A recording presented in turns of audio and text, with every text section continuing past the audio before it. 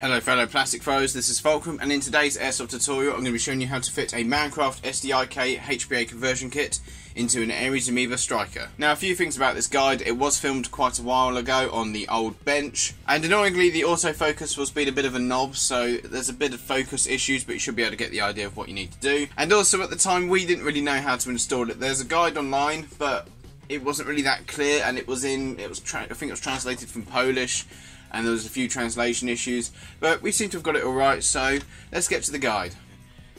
So what we're going to just start off with is we are going to grease this, what was he saying, call it a needle? Yeah. Well, I think, yeah, this is basically what runs up the centre of the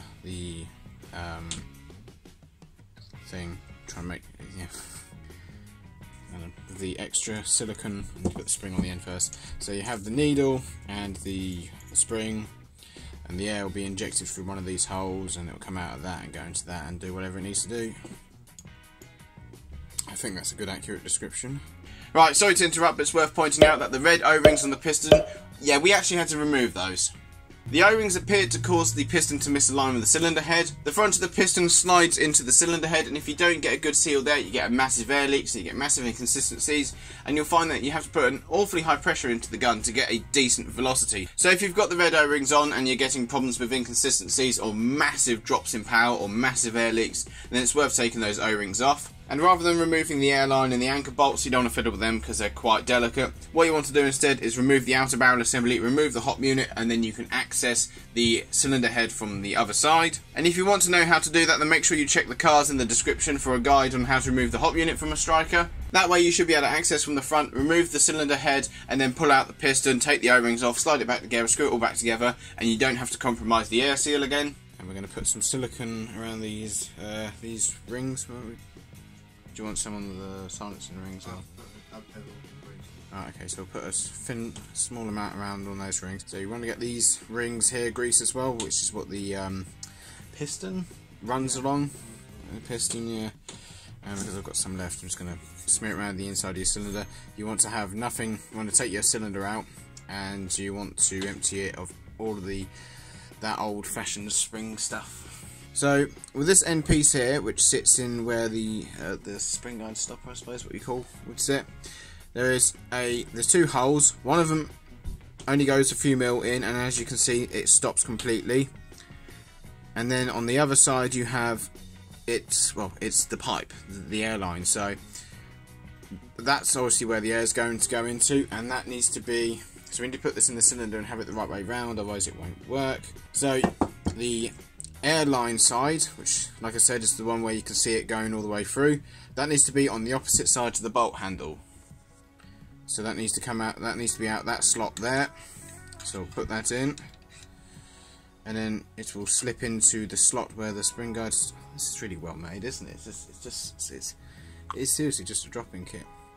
So as you can see, that's where the airline goes, and that's the anchor for the other one. So we're going to do a couple of turns of we're going to get a couple of turns of non-hairy PTFE tape, and this is plumber's tape, so this will seal stuff. And do a couple of turns on that because there's no sort of O-ring on the cylinder.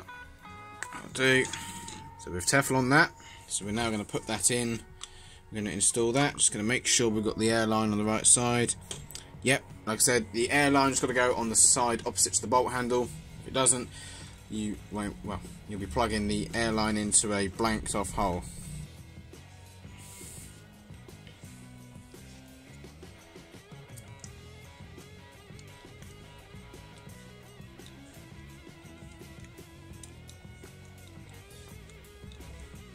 Right, so we've got the drop-in kit now in the cylinder, so we're just going to take off the excess Teflon.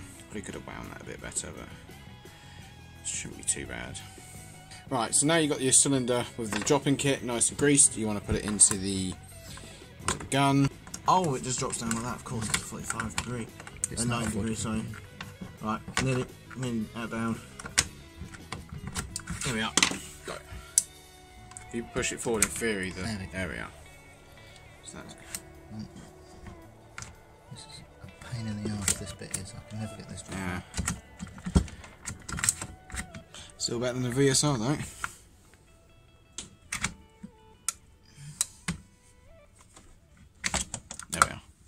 Right, let me just double check that I got the right. Yeah, that's right. So once you've got the bolt in, you want to make sure that you double check that you've got the right holes lined up. And as we said, that's the one where it's blank. They give you a bag of thread locker or Loctite, whatever you want to call it. So we're going to use some alcoholic wipes to clean whatever we need to thread lock. Now we've got the thread locker on that screw, that can go in there. And we want to make sure it doesn't cross thread. Oh, the body's in the way, you know, we said about how to take the body off. The body's going to force the threads off. Just like that.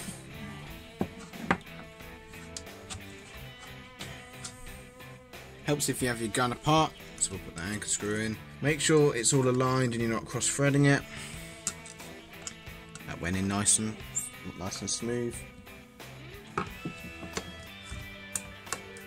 Yep, I believe that's in. Right, I'm not going to cock it now, obviously, because we need to put the airline in on the other side. This is the airline, and what they seem to say in the instructions is when you're installing it, you want the head of this bolt here to stay flat against this piece of plastic at all times. Piece of plastic, it's actually made of aluminium by the looks of it. You want to keep that pressed against it at all times. You do not want it to shift around. Saying that though, they've got a clip there, so I can't see how it would, but let's just you know.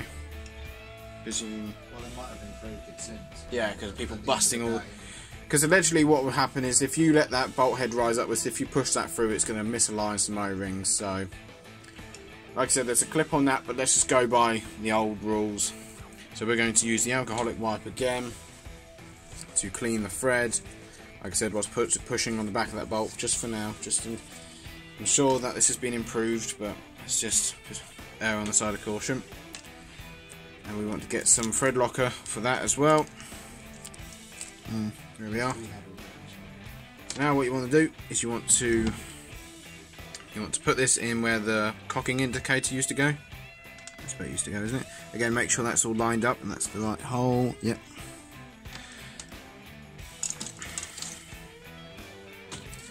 I have to move that clip out of the way because it span around. Yeah, just twiggle it around. So you want to put it on. Make sure you do it straight and slowly so it doesn't cross thread. Annoyingly, because it's tight, you don't really have much feel for the threads, but that seems to be going in alright. Yeah, I can feel it dropping down.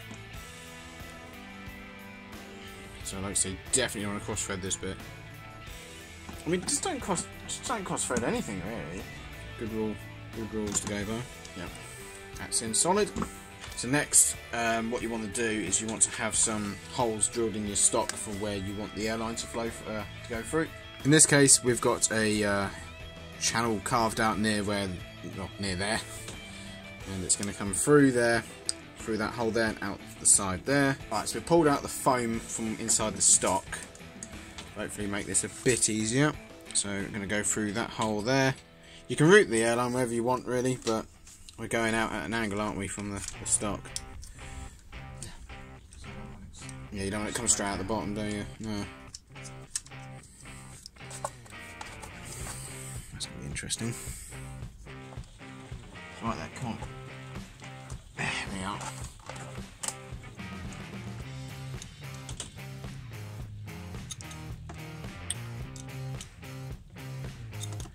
Right, we should probably test it now.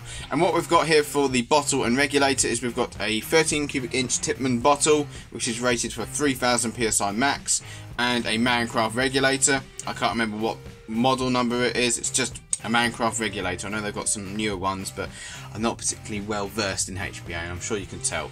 But it's got just shy of about 1000 psi in it right now. Of course, we've got our airline, so we'll plug that in there.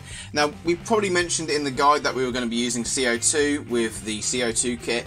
Yeah, it was crap. We couldn't get it to work. We couldn't get a CO2 cartridge to actually fit in it without leaking all its gas before you could tighten it up in time. And when we managed to get it to work, we don't like CO2. It's inconsistent, never seems to work, so we'll just stick with good old compressed air. Right, this gun's got an issue with its hop-up right now, but that's unrelated to the HPA kit. It's got quite a bad overhop right now. Overhop 4.8 is about 15 feet in the air, for God's sake. So we're going to just dry fire it right now with the air in. We cock it, and as you can probably tell, there isn't much pull on the bolt anymore. Here we are, so we've got air. Right, to chrono this, we've got some 4.8s, which should read around about 320, 322 for 500 FPS on 0.2s. At least that's what I set the regulator to when I last used it.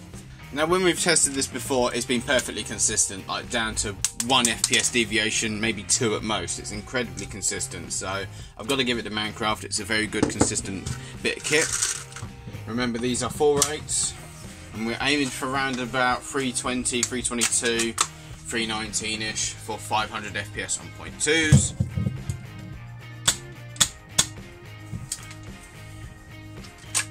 The bottle is starting to run out of air, so I don't know how that will affect the consistency, but we'll see.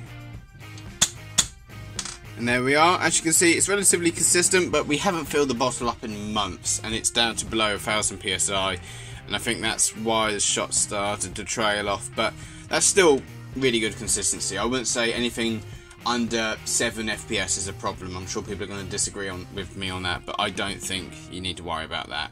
But it definitely needs a fill up, and that's just over as well. 320 on 0.48 is 500, and as you can see, slightly over, so I need to crank the regulator down a bit, but I say that's pretty successful. So that is how you fit a Mancraft SDIK HPA conversion kit into an Ares Amoeba Striker. If you found this video helpful or useful, then make sure you leave a like, and if you don't want to miss out on any new Airsoft content, then make sure you subscribe and enable notifications. If you have any questions or queries, then make sure you leave them down in the comments, and I'll see what I can do to help you. And as always, guys, play fair, play safe, take care.